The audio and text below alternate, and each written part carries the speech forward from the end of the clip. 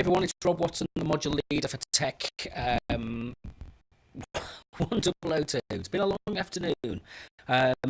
This is the overview video summary for the 22nd lecture, which is about play and gamification, which is something which is really kind of increasing in importance, and it's being used in many different ways. The idea that what we've not, this is maybe something that we can explore in more detail if you undertake the second year social media module with Andrew, but it's the idea of kind of how we think about a kind of creative practice through play and a kind of creative practice of engagement through gamifying our social media. So maybe that's one of the things that's built into the experience, which maybe some of the kind of social media addiction materials and ideas and pushback, if you like, has not taken into account yet, which is the kind of idea that actually our social media is something which we experience in a way which is more akin to kind of a game, and we need a different way of thinking about that, and we need a different set of ideas and a different set of literacies in order to be able to think, well, what is it that these games do? How is it that, what does gaming do as a kind of mode of operation? Is this, to use that Simon Lindgren concept, is this something that is purely a digital realm experience, or is this something that kind of is a combination of existing analog experiences that are combined with digital experience? So what we'll do is we'll kind of look at some of the kind of key ideas about electronic gaming. So kind of a little bit of a tour in history, a nostalgia trip, if you like, about video games and arcade games. And we'll look at what Jones and Hafner talk about in terms of what they regard as the affordances and constraints of electronic games.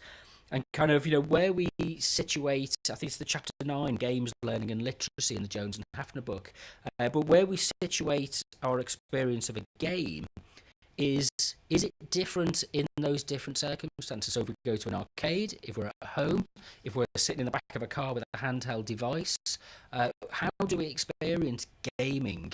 And because it's now much more readily available and it's much more pervasive, then it's something that we need to think about what the social consequences are, and the social consequences for the way that we think about media and how we use media as a social experience.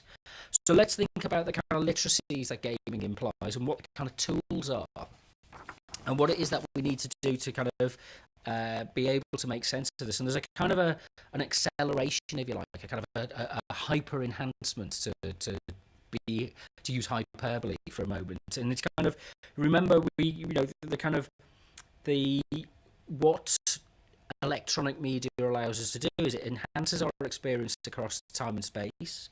It changes our use of symbolic representation or language. It changes the relationships between the expert and the amateur. It changes the nature of participation and consumption. It changes the nature of the way texts are thought about, no longer being singular, but being a mashup of different feeding in elements. And it weakens if you like, the kind of the traditional hierarchies that we find in social relationships. So electronic gaming, computer gaming, whatever phrase you want to use, video games from my generation, regard this, it's a new media, it's the first new digital media platform, medium, and so a lot rests on it. And the importance of electronic gaming is that electronic gaming is now bigger than film, TV, radio, music combined.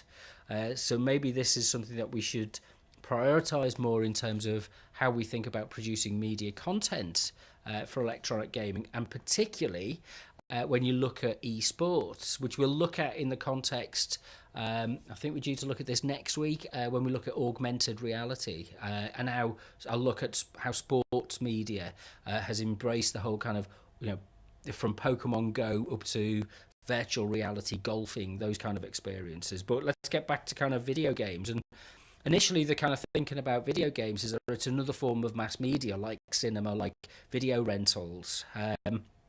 But there are some fundamental inbuilt factors to video gaming which are unique uniquely different to other forms of mass media, and this is the cybernetic principle.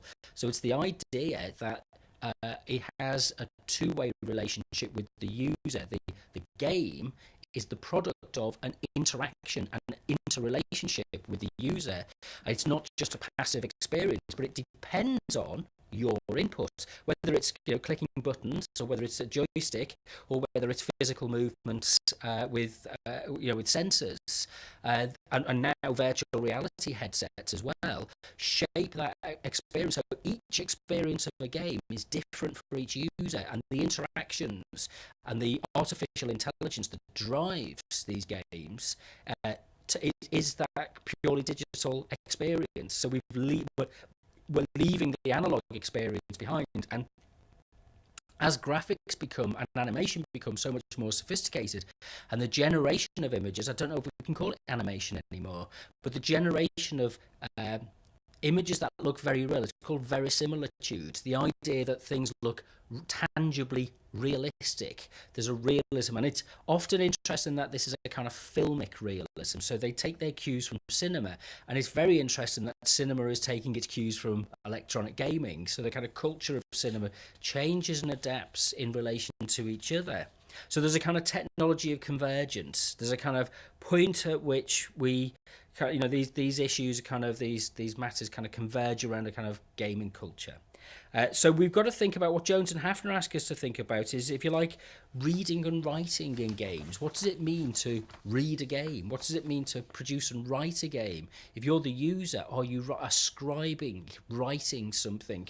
Or is it a kind of fluid kind of sense of gameplay?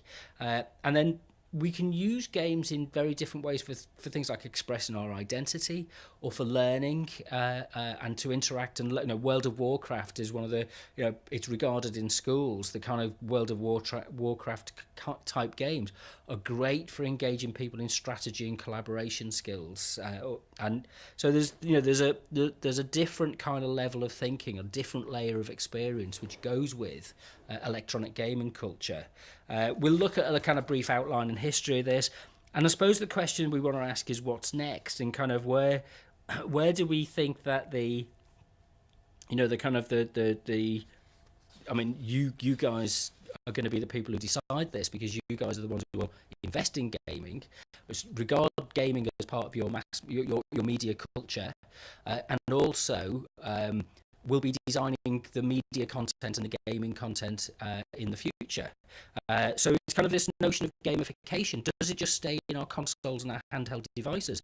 Or is it something that can be opened out to, let's make our work life? Remember, we started by playing cards in the workshops in the first few weeks. It was a gamification of learning. Wouldn't it be better if we changed the shape of and nature of our learning to a more gamified experience, where I'm not saying it has to be competitive. Collaboration can be an essential element of gamification, but we use the techniques and the affordances of gamification in order to be able to. So it's play, it's playfulness, it's a kind of it's problem solving, it's it's dealing with issues in a way which go beyond trial and error, and it becomes something which is about strategy and is about kind of constructive thinking. So the mindset that the gaming generations have is different from the previous mindsets of the people who view media in a kind of linear world, in a linear way. So go back to Marshall McLuhan and ask the question, how does this change? It's the medium is the message. How does this change who we think we are, what we're able to do, and how we're able to communicate with each other? So these notes are available up on the DMU Commons wiki. Just go to wiki.our.dmu.ac.uk and you can download them in the TECH1002 section. If you want to carry on the conversation, go over to DMU Talk, which is at talk.our.dmu.ac.uk. If you've got any examples, any experiences that you want to share, it'd be really good to start a new topic and to get some conversation going. But I'll see you at the lecture.